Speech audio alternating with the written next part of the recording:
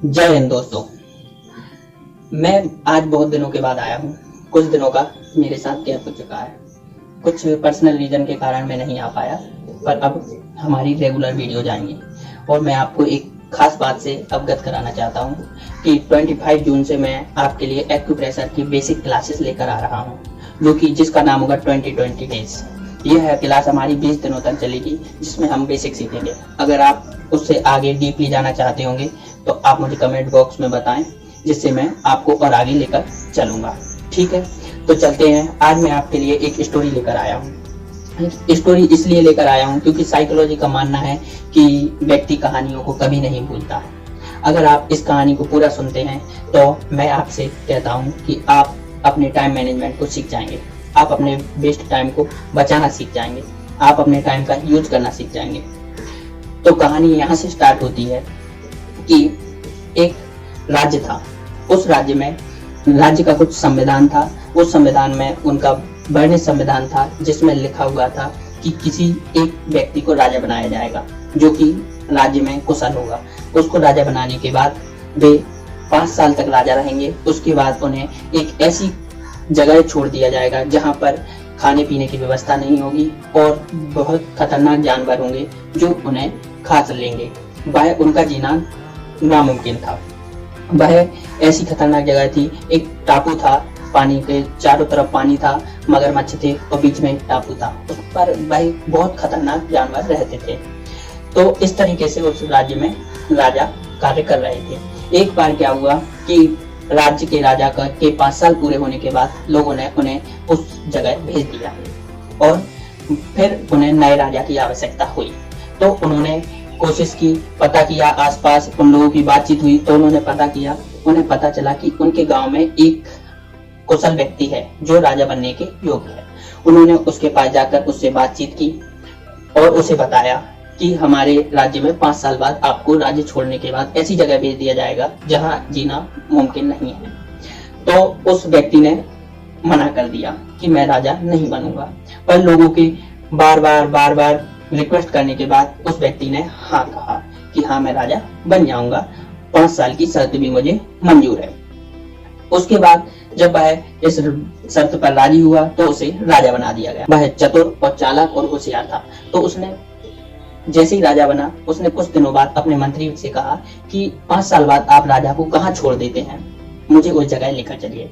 वह अपनी कुछ कुशल सैनिकों को लेकर वहां पहुंचा और उसने उस जगह का मुआयना किया।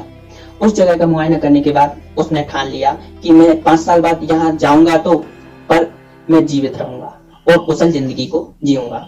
उसके बाद वह वहां से अपने राज्य आ जाता है और वह उसी दिन से, उसी पल से उस जगह पर काम करना स्टार्ट कर देता है मन ही मन। उसके बाद वह काम करना स्टार्ट करता है, जिससे वह जंगल घना लग रहा था, खतरनाक लग रहा था। वह उस जंगल के कुछ पेड़ों को कटवाकर वह उस जंगल को हल्का कर देता है। उसके बाद वह देखता है कि हिंसात्मक जानवर ज्यादा हैं, तो वो उन जानवरों को वहां से पकड़वाकर और दूसरी जगह शिफ्ट कर देता है। उसके बाद वहां पर वह एग्रीकल्चर का काम करता है और कंस्ट्रक्शन होने लगते हैं, लोग बाग घर वगैरह बनाने लगते हैं। वहां पर बस्तियों का अच्छा निर्माण होता है। वह अपने लिए एक अच्छा कुशल महल बनाता है। उसके बाद उसके 5 साल पूरे होने ही वाले थे। इतने में वह एक दिन, इतनी खुशी के कारण वह एक दिन लोगों से कहता है कि मेरे 5 साल हो चुके हैं, अब मुझे जाने की इजाजत दी जाए। पर लोग कहते हैं नहीं, आपके अभी 5 साल होने में 10 दिन बाकी है। उसके बाद वह 10 दिन का इंतजार और करता है। उसने जो अपना खुद का कलेक्शन किया हुआ था वह खर्चे कम करता था, कलेक्शन ज्यादा करता था। उसके बाद जब वह उसे विदा किया गया तो वह बहुत खुश था। उसे हाथी पर बिठाया गया, जहाज में ले जाएगा, तो वह बहुत खुश था। तो लोगों ने उससे पूछा कि आज तक हम जितने भी राजाओं को छोड़ के आए हैं वे सारे 5 साल तक तो खुश रहते थे, उसके बाद बहुत मायूस रहते थे और दुखी होकर यहाँ से जाते थे, आप इतने खुश कैसे हैं? तो उसने बताया कि वे सब राज्य की लालसा में और राज्य के भोग में व्यस्त हो जाते थे।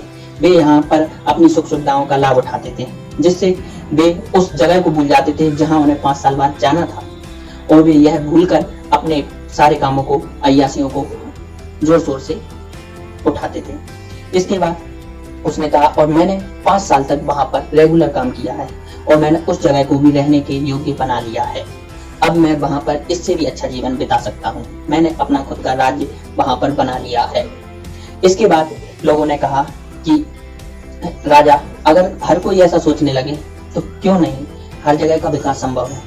लोगों ने कभी सोचा ही नहीं था कि कभी उस जगह का विकास होगा।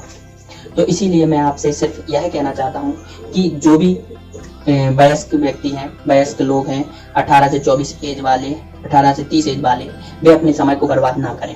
वे अपने समय को अपने कामों में लगाएं, अपने समय को अपनी स्टडी में लगाएं, अपने समय को वे जो सीख रहे हैं उसमें लगाएं। और आप अगर उन राजाओं की तरह अपने समय को बर्बाद करेंगे तो आपके ये 5 साल तो अच्छे होंगे, लेकिन इन सालों के बाद आपका क्या होगा आप समझ सकते हैं। इसीलिए मैं आपसे यहीं पर विदा लेता हूँ। जी जय हिंद, धन्यवाद।